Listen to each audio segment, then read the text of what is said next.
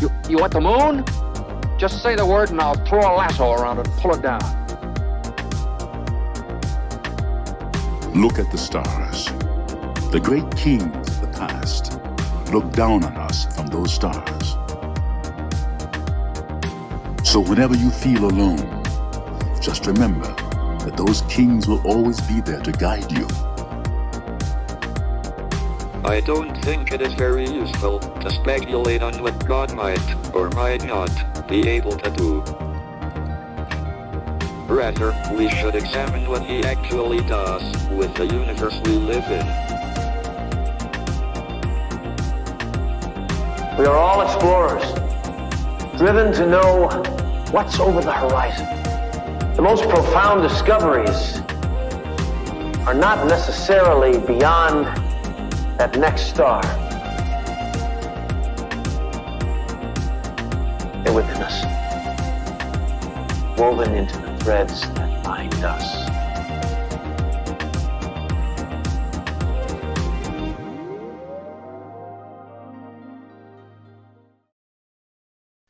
Hello, beautiful people. Happy Monday. Happy Moon Day. How did that full moon in Aries feel for everybody last night? We're still basking in the glow of the full moon, but this is a great opportunity just to ask, how are you doing? And you know, I like to remember and remind us on Mondays that it is Moon Day. And often, especially in our society, we think, okay, Monday, hit the ground running. But for me, at least today, it's been a nice, slow, steady start to the week and just giving myself a lot of grace on this moon day. So let me know, how are you feeling? Nikki is here. Corby says happy Monday. Nick is here. Rachel says hello. Diane says hello. I know that full moon was probably great for you, Diane. I can feel that vibe from you. Yes, passed out early last night. Nick's normally up late. All right. My brother-in-law is in the hospital. About 2 years ago, my dad was in the hospital with the same thing. So it's been a rough weekend. We are sending so much love to you and your family, Rachel. And just know that your positive energy, the vision you hold of their health is so influential. Something that can be really positive instead of being like, get well soon, or I hope you feel better, is like, I see you as healthy. I see you as thriving. And I see your family as thriving and healthy. I'm having a slow day too. Good morning, Michael. Oh, released some stuff, actually feeling good. I love that. I love it. Who was I just talking to? Who was like, I am ready. Oh, one of my mentors, my friends. He's like, I'm going to just write everything out and burn it yesterday. I'm like, yes, this is the full moon to do it, to release, to let it burn away. Oh, yeah. Lots of us sending healing to Rachel's family. Thank you for that. Yeah.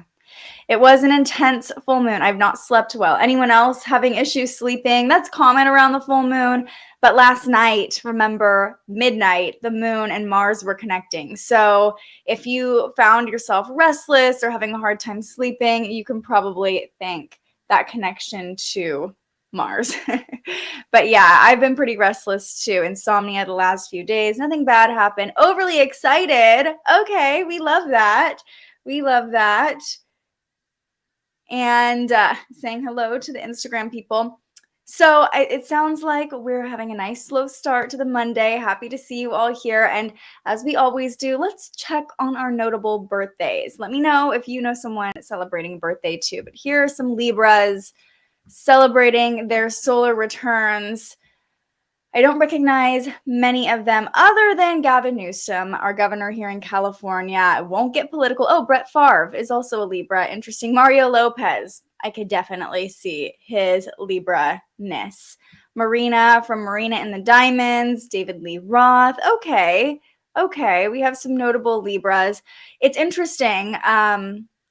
Nora Roberts, Tanya Tucker. Love this. Dale Earnhardt Jr. They're just sprinkled in here. Gavin Newsom, I bring up. I won't go on and on about this. Don't want to trigger anybody. The moon's still in Aries right now at the anaretic degree. But it's really interesting because, you know, I worked in news for so long here in Sacramento, and I've met the governor a couple of times. I've been to plenty of events that he spoke at or just covered what he was doing. And so before I started this channel, the astrologer in me was like, I got to look at his birth chart. I forgot he was a Libra, but he is a Virgo rising. And that helped me understand him a lot better, because oftentimes he comes across as like very, I don't want to say performative, but in his words, he's just very like clear and effective with his communication. And sometimes that comes across as performative. But I was like, oh, he has a Virgo rising. That makes sense. He just kind of has this like perfectionist quality about him that can be a little bit cold. So I thought that was interesting. I forget where his moon is, but there are notable birthdays for the day. Let me know if you are having a birthday, if your birthday is coming up, so we can remember to celebrate you. Anybody had wild dreams? I had a really wild dream last night too. I dreamed about a red poisonous snake, Mars being the red planet. Yeah, interesting. Snakes are all about transformation and rebirth, and that's a big theme coming up with this full moon, and even what we're going to be talking about today.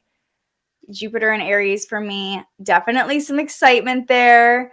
Only stayed up the last couple nights to rewatch Hocus Pocus. Oh, it's going to be so fun. If you haven't seen it yet, Hocus Pocus 2 is great. Yes to the dreams. I had wild dreams last night too. And it feels like my dreams were not just like dreams, they were like me connecting with other people on the astral plane. I know that sounds so woo-woo, but I keep having dreams about one of my friend who I traveled to Italy with. I just keep dreaming about her. I'm like, I think I'm just like missing you or connecting with you in another realm. I'm not sure. Maybe I just want to go back to Italy. October 16th birthday coming up. Okay, remind us on October 16th or on Friday. All right, before we get into today's astrology forecast, I just want to take a note to talk about the numerology of the day. Anytime we have 1010 or, you know, a repeating number in the date, I like to look at the numerology of that day. I didn't do a full breakdown, but I did look it up on, I'm not a numerologist, I just looked it up on Numerology or numerologist.com, excuse me. And it's interesting because 10, of course, is the first double-digit number. And often in numerology, everything is reduced to one number. But I wanted to look at the meaning of the number 10. And I just went with the Google, right? Numerologist.com says 10 is a unique number stretching beyond the single-digit numbers in our base 10 counting system. It's also the start of a new cycle. So there's this theme of regeneration coming up. You might have seen my full moon forecast or what I posted on Instagram. There's definitely this feeling of rebirth, with Aries being the first sign of the zodiac, with this fresh start energy that comes with this full moon. This goes on to say, 10's symbolism is perhaps a little less known in numerology than the numbers 1 through 9, yet since ancient times, the number 10 has been recognized and used for its powers. Let's see, using the art of ancient numerology, you can see that the numbers are so much more than digits, blah, blah, blah, blah, blah.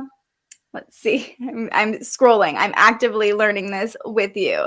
Pythagoras, of the Pythagorean theorem, right, like the godfather of numerology, Pythagoras believed that the number 10 represented the universe and the sum of human knowledge. Okay, number 10, 10, 10, we can lean into that.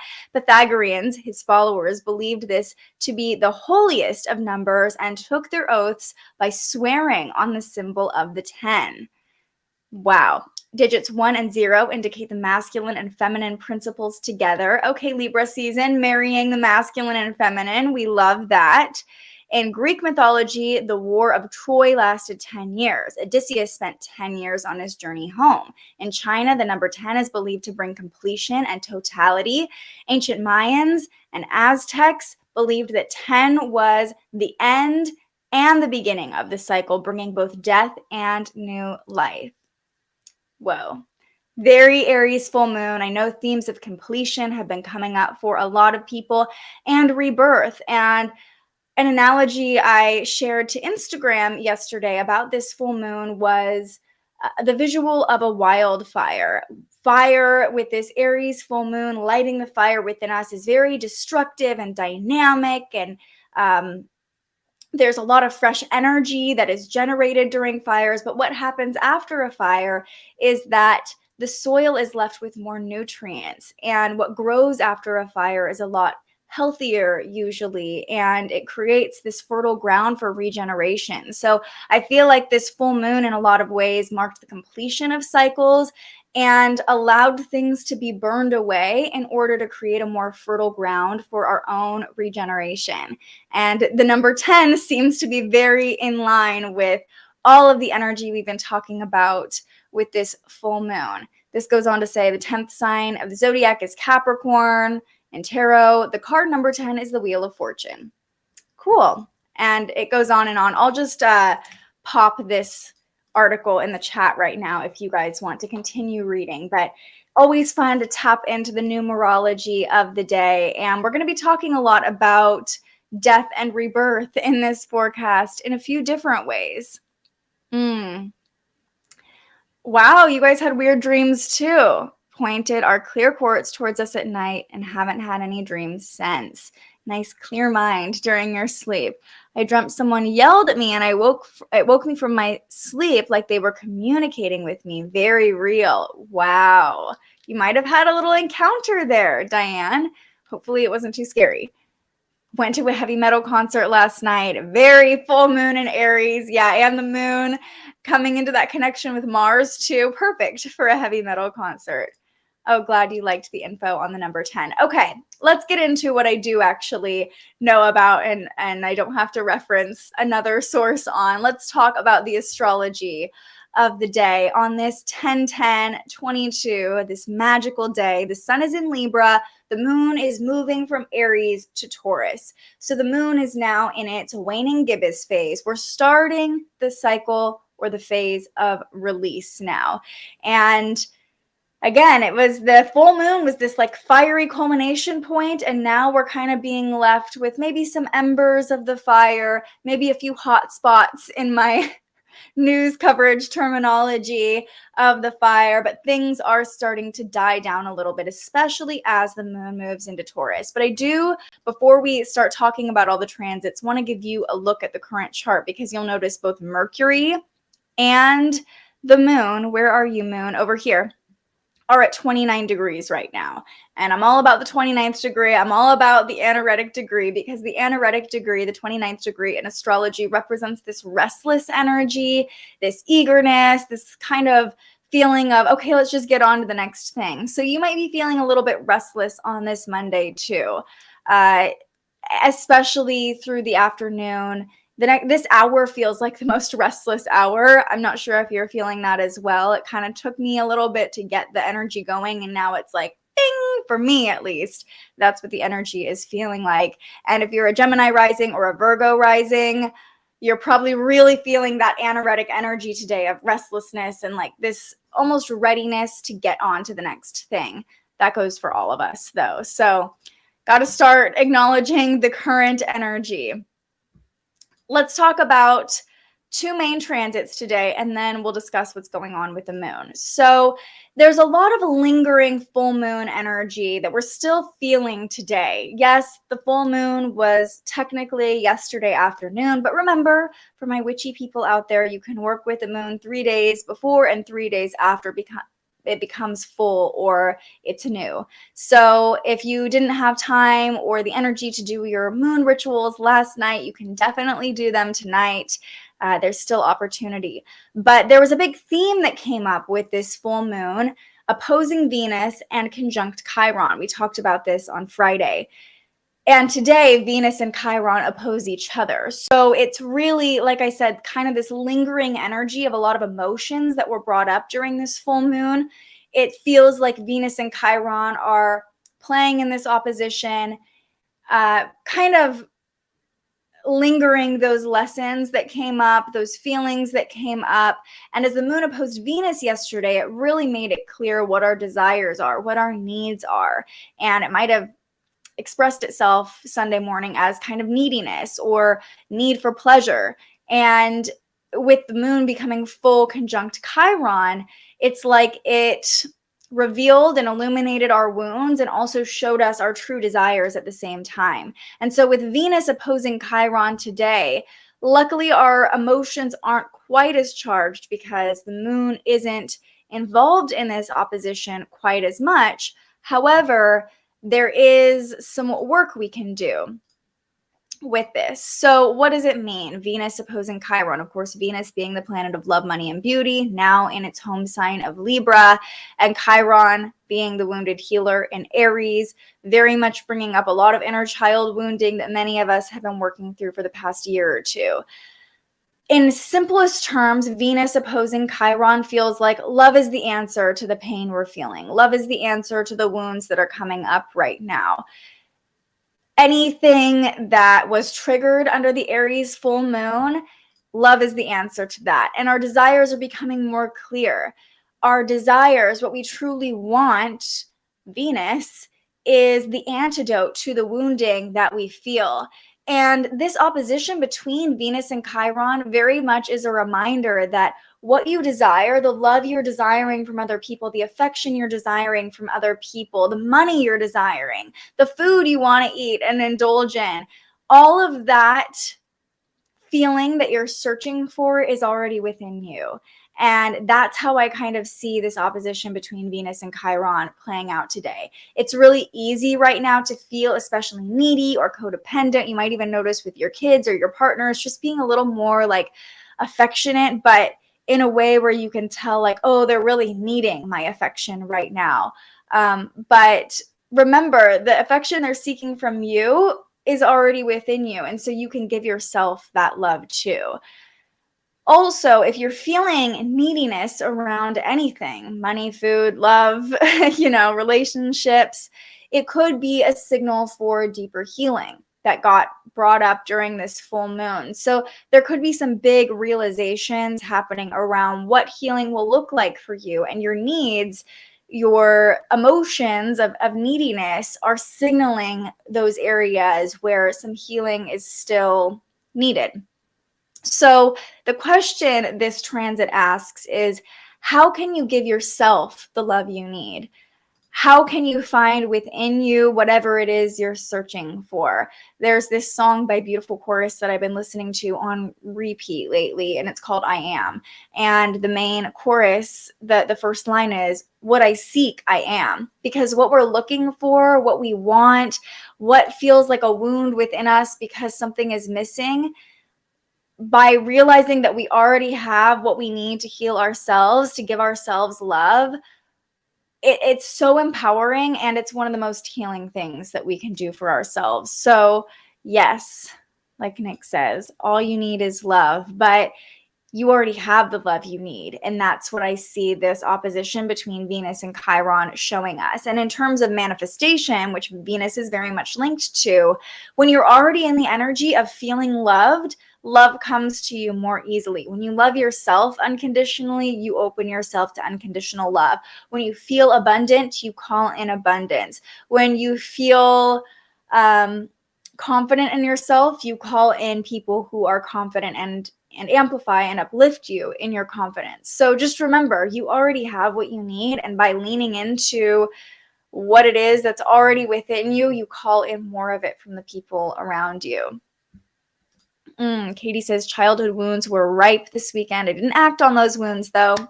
Proud of you, Katie. Felt I should wait. This love from Venus feels like what I've been waiting for. You are the love of your life. You are who you've been waiting for. And this opposition between Venus and Chiron, not necessarily the easiest energy to play into or work with, but coming off of this full moon with Venus and Chiron playing major roles in the full moon, it kind of feels like this exclamation point on all the things that came up this weekend with the full moon. And I really see a lot of people having healing realizations, with love being that healing component, with love being the answer. So hopefully, if you're having any moments today where you're like feeling triggered or wounded, you can lean back into that love and remember that Venus, especially Venus in Libra, is here to help us find self-love And when we love ourselves, we can love other people better, because Libra season is all about relationships. And this full moon has really illuminated self versus others, with the moon in Aries and the sun in Libra, self versus others. So how can you give yourself the love that you're looking for so that you can, in a more healthy way, have energetic exchange with other people and be in relationship with other people without looking for the person on the other end of that relationship to fulfill something within you, because that creates expectation, that creates resentment. Take it from someone who has learned these things the hard way. Loving yourself first, putting yourself first, is one of the most healing things you can do. So I'll get off my soapbox about that transit, but that's just really what feels alive in me, at least, coming off of this full moon. And the more I've leaned into self-love, the more I've learned to accept myself and see myself as my spirit guides and my ancestors and my higher self see me, the more powerful, aligned, soulful, supportive friendships and relationships I call in, the more healthy patterning is created in my current romantic relationship, the more I'm able to see how I'm interacting with family members and what I'm seeking in those relationships, and maybe what people aren't able to give me because I haven't been able to give that to myself. Nick says, use your soapbox anytime you want. Thank you, Nick. I love that support. But the main transit we're really feeling today is Mercury moving into Libra. So Venus opposing Chiron was exact early this morning. As the day goes on, as the moon moves into Taurus, we're going to start to feel an energetic shift. So the moon moves into Taurus right before Mercury moves into Libra, but we're going to kind of go out of order here. Mercury's been in Libra recently. I believe August 25th was the last time Mercury moved into Libra. And remember, Mercury went retrograde in Libra. So Mercury is still in its shadow period until it reaches 8 degrees of Libra. You can see, though, I'll jump ahead a few hours here. Let's see. You'll see the moon move and Mercury move. Here they go. Yes, Mercury at 0 degrees, the moon at 2 degrees. Okay, so this is, 7 p.m. tonight. But we're feeling 2 planets moving into different signs. So Mercury and Libra, as a refresher, since we have talked about this somewhat recently, Mercury and Virgo, what we've been experiencing is very critical. It's very exact. It's efficient. It's effective. It's all about editing and making things perfect, right? Communicating in a very effective, clear way. Mercury in Libra is a much softer energy. So we're coming out of this precise transit of Mercury and Virgo and coming into like a more eloquent, collaborative approach to our communication and even to how we think. Bouncing ideas off of other people feels very effective with Mercury and Libra, and we're more able to perceive multiple perspectives. Mercury and Virgo feels very like, this is right, this is correct, I'm right energy. Mercury and Libra is more like, oh, I see this side, but I also see this side. Makes us really great at debating, but it can also make us really indecisive over the next 3 weeks or so. But expect more collaborative conversations. Expect more give and take when it comes to communicating. And if you're having a hard time with indecision, bouncing those ideas off other people will help. I could see a lot of beautiful discussions with Mercury and Libra. More, maybe not as like philosophical, but more just like, oh, I didn't realize that was your perspective. Now that's opening up a whole new concept or mindset for me too. Saying I love you will feel easier with Mercury in Libra because Libra is the sign of love, of relationships, and communication is a main way we relate to other people, is a cornerstone of how we relate, right? So what are you speaking into your relationships? How are you communicating with your partner, with your friends? The words we say are so powerful, and Mercury rules our communication, our words, our thought processes, the words we say to ourselves too. So it'll be a lot easier to find loving words, to find gentle words, to find peace and harmony in relationships, in conversations with Mercury in Libra. And I will say this is probably a good opportunity to clear up any snags that came up during Mercury retrograde. Any communication breakdowns, any issues with Mercury in Libra. We're more diplomatic. Again, we can see other perspectives more easily. So it might be a way to kind of clear the air or find more harmony and peace in situations that became a little tense during Mercury retrograde. We still have one more week of the shadow period though. So you might want to wait till the moon pulls away from that full moon. Maybe we get to the last quarter moon. You're in this releasing phase and you can have these nice, peaceful, beautiful conversations with Mercury in Libra. Katie says, love the potential for compassion with this transit. Yeah, and it's Libra season. And so Mercury in Libra just adds another layer of that Libra energy, right? Once Mercury moves into Libra, if you look on the chart, we have, where is she? We will have Venus, Mercury, and the Sun all in Libra. So a stellium in Libra starting today. And the energy in general just should feel more harmonious, more balanced, easier to navigate. Nick says, devil's advocate can be fun in a conversation to get all aspects, but it can also ruin the conversation too. And I love that you brought this up. This is something we talked about, I think, the last time Mercury moved into Libra. I have Mercury in Libra, so here's what maybe that looks like. And I love having Mercury in Libra, but I know it also pisses people off because I tend to play devil's advocate a lot, especially with my partner. He'll be kind of, I don't want to say complaining about something, but he'll give me his perspective on something and I'll be like, oh, but have you thought about this? But what about this? But did you think about this perspective? I know you're irritated with that person, but this might be what they're thinking, and there's a time and place for that. And I think it can be helpful sometimes, but there's also power in just letting people express themselves and witnessing what their perspective is without having to counter. And Libra energy is very much that counterbalance of wanting to keep the conversation fair and just. Fairness and justice ruled by Libra. And so we kind of want to bring in that counterbalance a lot. And again, that can make people feel invalidated or not heard when we're constantly trying to offer a different perspective. So as with every transit, there's a shadow and a light. And I think overly playing devil's advocate, overly offering the opposite perspective can be a little bit of a shadow side. Judgment, also a shadow side of Mercury and Libra, finding yourself judging people for their perspectives or just making judgments based on this idea that what's fair or what's just. Remember, we don't have all the information all the time. So it's important to acknowledge the shadows. I love Libra energy. I am definitely biased towards this transit because I'll be having my Mercury return, but for the most part, it feels more gentle, more collaborative in the conversations we're having. Yes, it's fun if people don't take it way too seriously. And arguments, right? Libra is like the scales, justice. So arguments can pop up with Mercury in Libra. Remember to keep it light, keep it gentle, and above all else, be loving in the way you're communicating.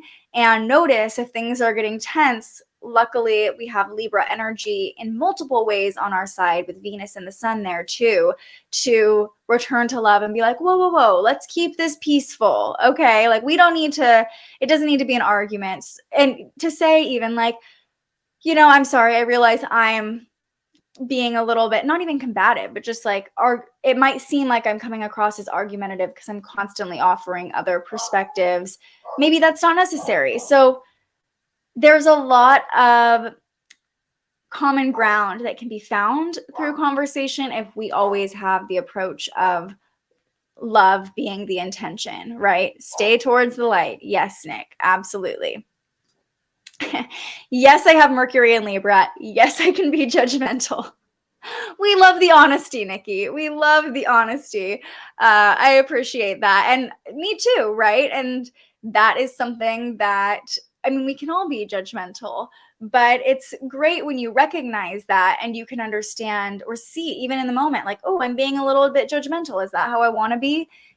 So all Mercury placements have their shadow and light. We just came out of Mercury and Virgo, right? The positive of that transit that we've been in is being clear, being effective, being able to edit, getting it right, like being more perfectionistic in how we're writing and speaking, but the downfall of that is criticism. So there's always a potential for shadows and transits, but I really love Mercury moving into Libra, especially in Libra season.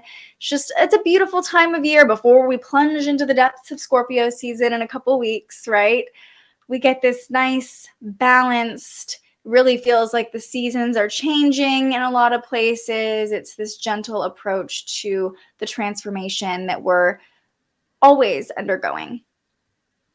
It's always important to remind people they're being heard and just offering perspective out of options or opportunity for growth, not in judgment or criticism. Beautiful, beautiful share, Diane. Thank you. And something that's really helped me as someone who tends to be the devil's advocate a lot is I've started asking, not all the time, I'm working on it, always working on it. Okay, I hear you. Would you like my perspective? Would you like some feedback? Would it be okay if I shared my perspective now? Just like giving the acknowledgement, like, okay, you're done. I heard you. I hear everything you just said, maybe even repeating some of it back, and then being like, are you open to feedback? Are you open to advice? Are you open to my perspective?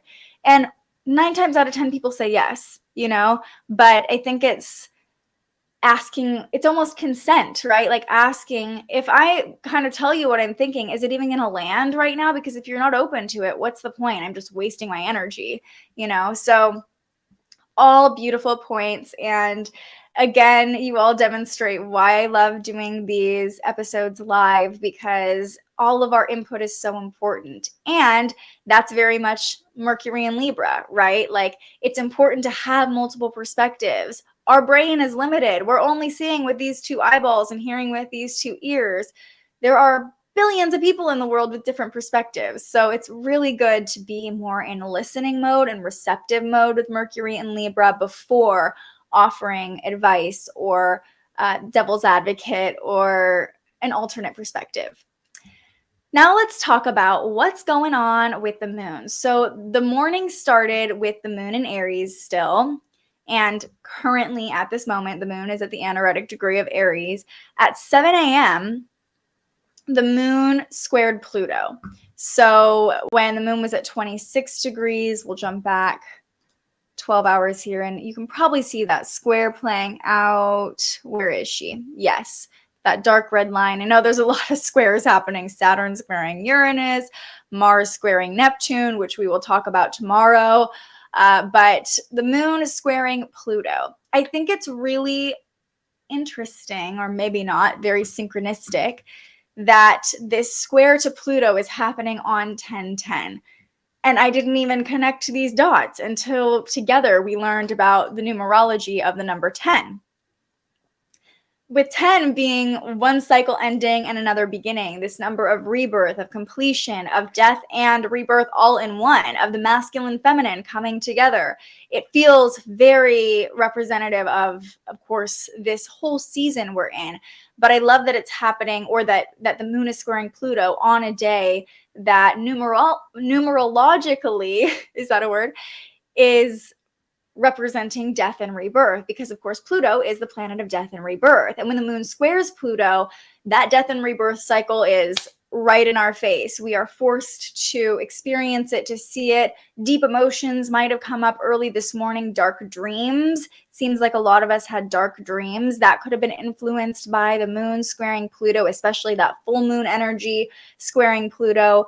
But again, the first part of today just feels like this lingering, transformative energy from the full moon. And the moon squaring Pluto feels kind of like this definitive, okay, there was transformation here. This is sealing the deal on that transformation and really forcing us, or at least inviting us, to be reborn, to regenerate. Even, I think it was Diane saying, you dreamt about a snake. Transformation, right?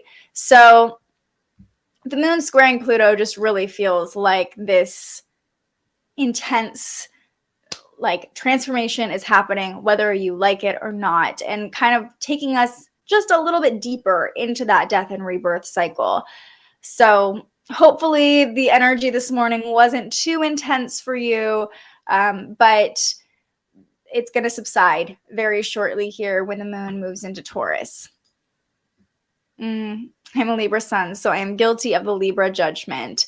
Yeah, but also you know that about yourself, and that's half the battle, I think. I have to remind myself. Yeah, exactly. I keep getting that message. Death and rebirth, and there is abundant change coming, definitely. And I'm just having some fears about what is dying. Don't be sorry. Never be sorry here.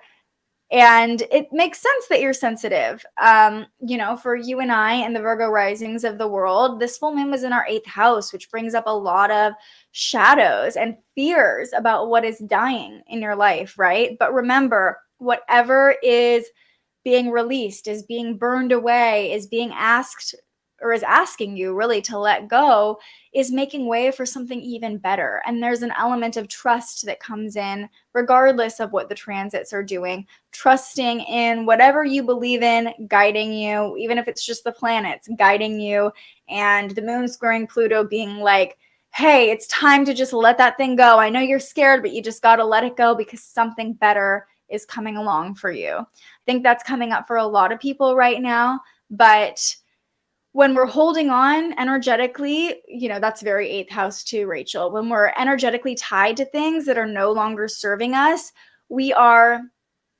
limiting ourselves from, we only have so much capacity. We're limiting ourselves from taking that energy and putting it into something else that's better going to serve us. So release with love, release without judgment, say thank you for the lessons learned, maybe to a former version of yourself, to a person who needs to be released, to a commitment that needs to be released. Just this morning, someone released a commitment with me and there was no hostility. There was no animosity. It was just like, now that I'm saying this, I'm like, of course this happened today, right? It was just like, thank you for everything that you contributed. And I'm so grateful for you and excited that you're opening your energy to other things that feel more aligned for you. There's no ill will. It can be love. It can be released with love. And I think that's the beauty of Libra season too.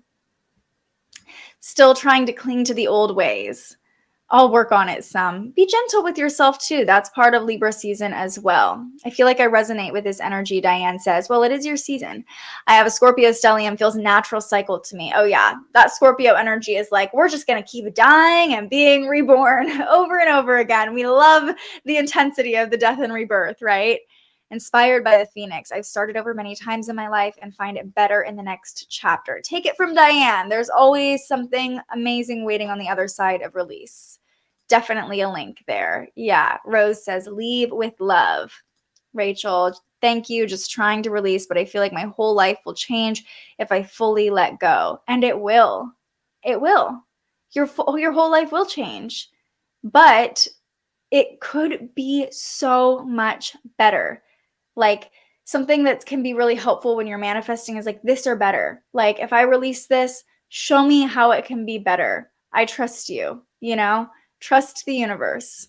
Ready for the rebirth.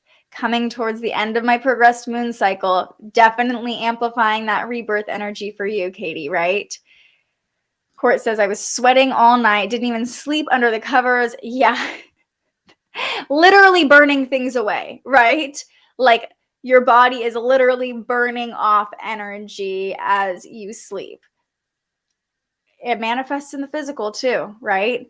And it could be like your body literally clearing something that you've energetically been holding on to make room for something even better, right? That's a great analogy as well. Or just like literally a physical manifestation of the transits for you, Court. Yes. Ready for a change for the better. Absolutely. Absolutely. Okay, so let's talk about the moon moving into Taurus. This happens at 2:00. So actually in 5 minutes, the moon is moving into Taurus.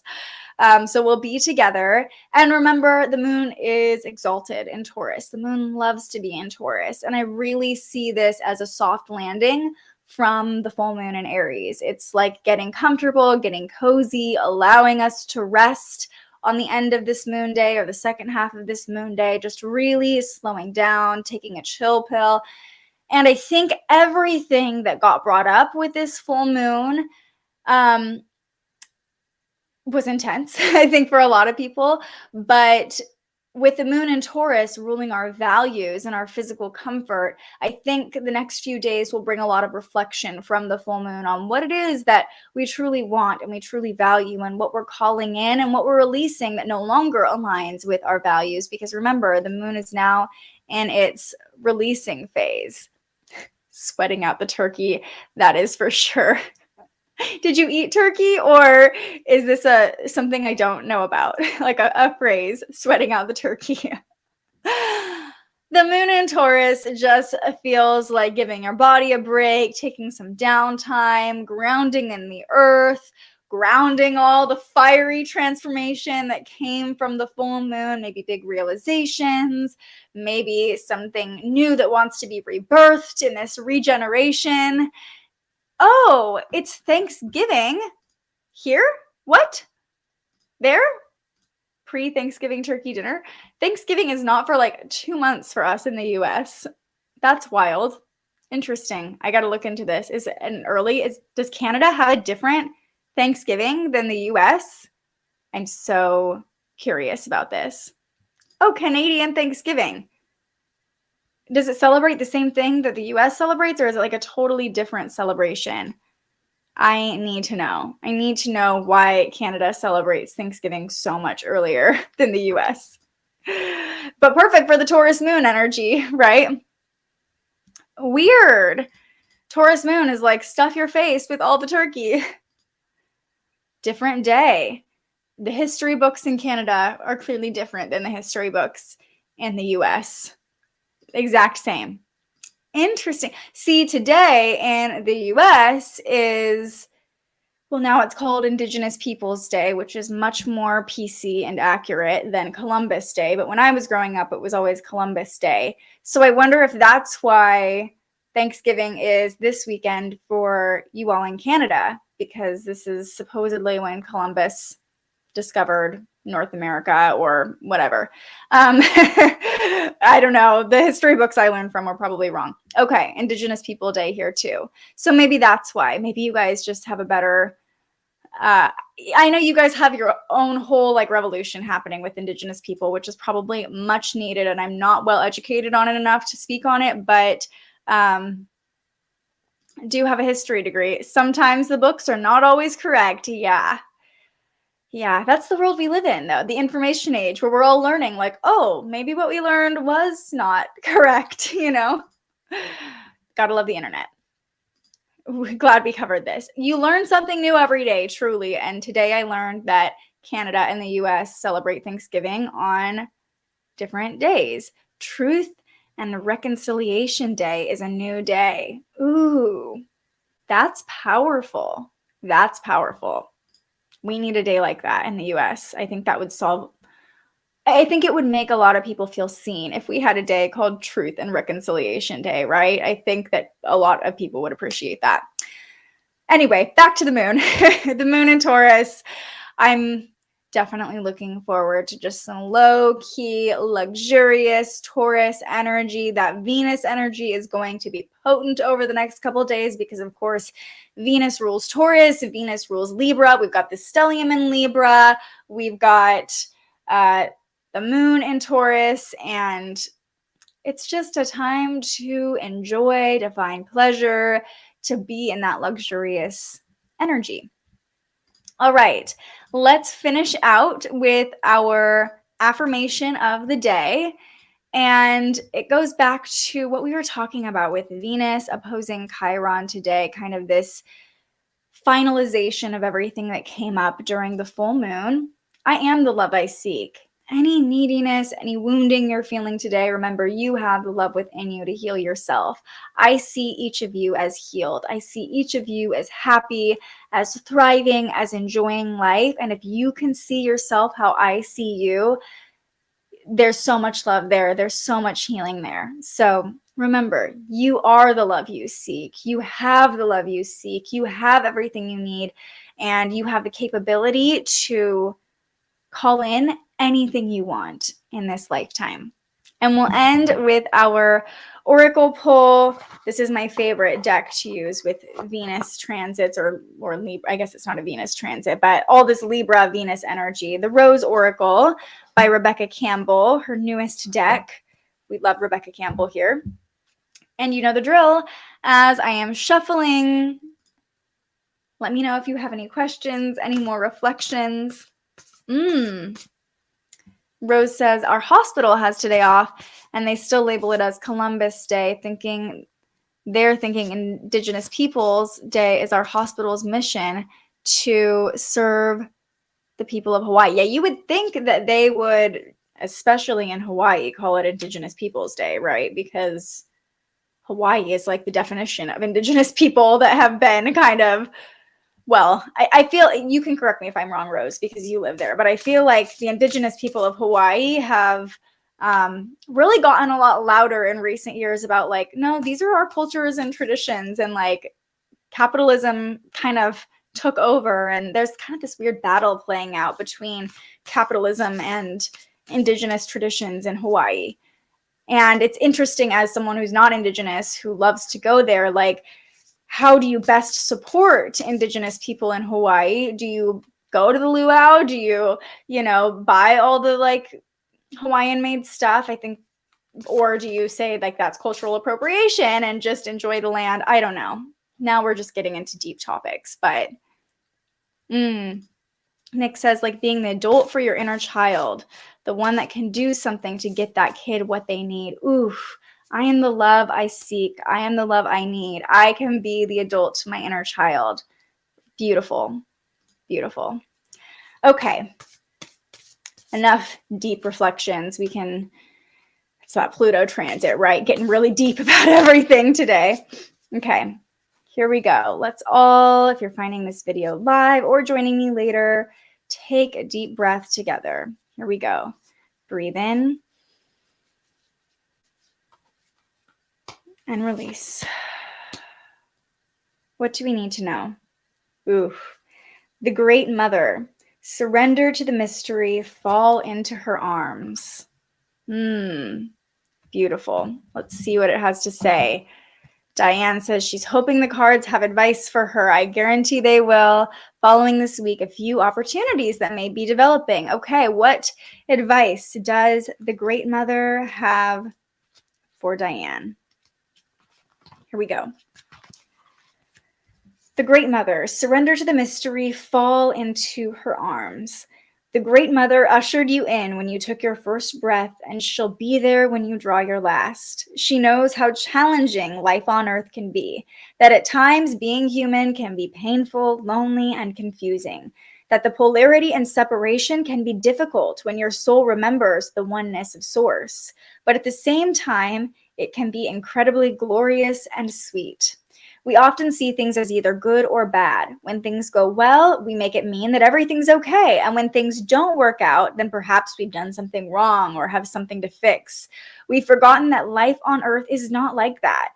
Polarity is at the core of the Earth experience, and it's through the polar extremes that we grow the most. We're not meant to avoid the night, the shadow, and the winter.